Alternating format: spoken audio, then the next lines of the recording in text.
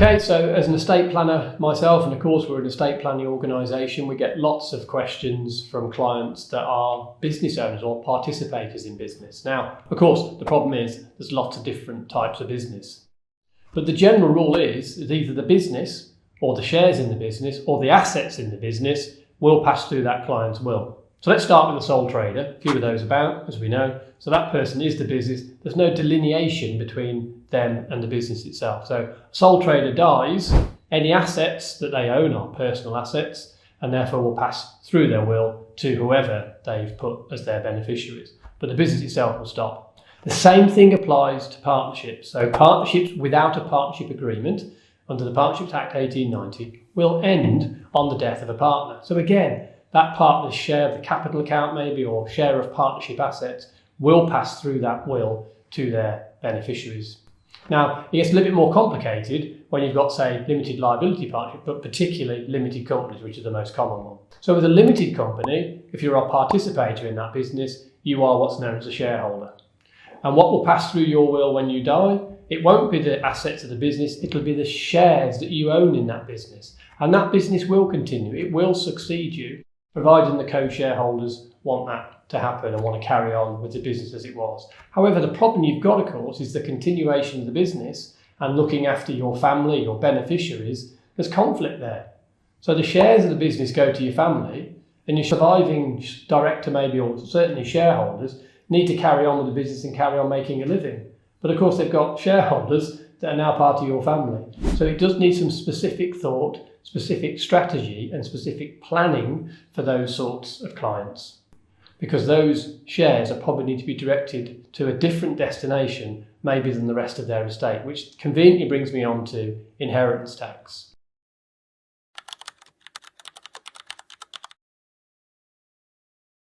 Now, certain types of businesses will attract business relief, and generally again there has to be a delineation between the business and the deceased or the client for that to happen. But there are two types of businesses as far as HMRC are concerned for inheritance tax purposes. So for business relief or business property relief, as it's sometimes called, to apply, the general rule is the business has to be a trade or predominantly a trade.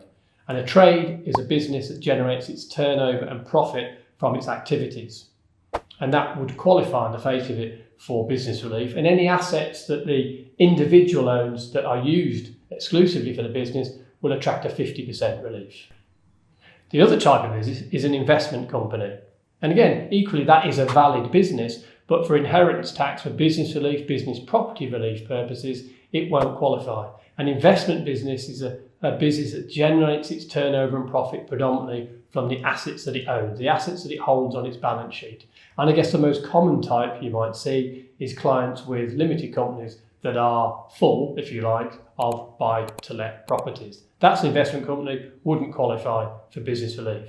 A trade, back to what I said a couple of minutes ago, is a typical thing you might see is maybe a financial services business, most service companies, or maybe some kind of engineering firm and everything sort of in between, but a business that generates its turnover and profit from its activities.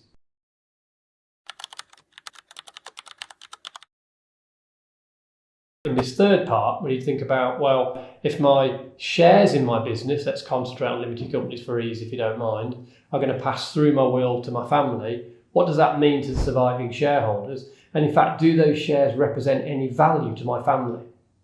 Now, there are agreements, single option, double option, cross option agreements that I encourage you, if you are a business owner, to look into, whereby you can ensure that the shares will end up back where they're needed with your co-shareholders, and your family will be compensated through the use of life insurance or life assurance, depending on how you want to set things up.